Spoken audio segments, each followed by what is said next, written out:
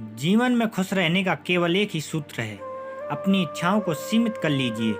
क्योंकि आप चाहे लाख प्रयास कर लें, लेकिन अपनी इच्छाओं को आप कभी पूरा नहीं कर सकते। क्योंकि इच्छाएं अंतहीन हैं, इच्छाओं का कोई अंत नहीं। पानी के बिना नदी बेकार है, अतिथि के बिना आंगन बेकार है। रिश्ते में अगर प्रेम न हो तो सगे संबंधी बेकार है, और अगर जीवन में गुरु न हो तो जीवन बेकार है।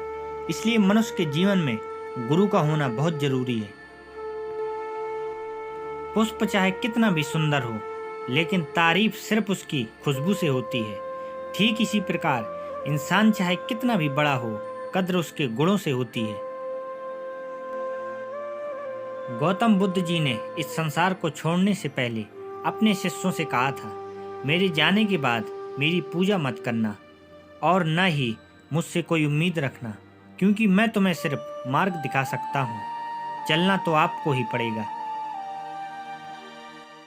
किसी ने सच ही कहा है, वह दोस्ती ही क्या जो दोस्त की बातों को बर्दाश्त न कर सके, और वह रिश्ता ही क्या जो रिश्तों की अहमियत न समझ सके।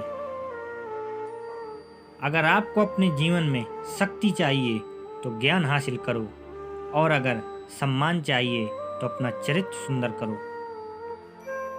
यदि मनुष्य बुराइयों से सदा के लिए दूर रहना चाहता है तो केवल एक ही मार्ग है, अपने अंदर अच्छे विचारों को आने दें।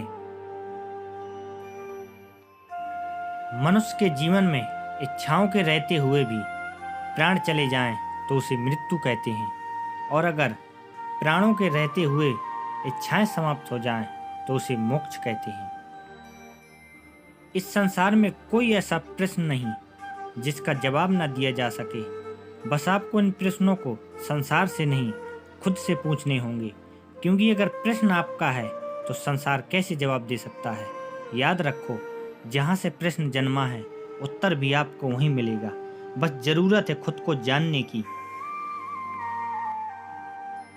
इस दुनिया में असंभव कुछ नहीं होता मेरे दोस्त, ये सब कहने की बात होती है। आप जो सोच सकते हैं वो कर सकते हैं, बस आपके अंदर एक मजबूत विश्वास होना चाहिए।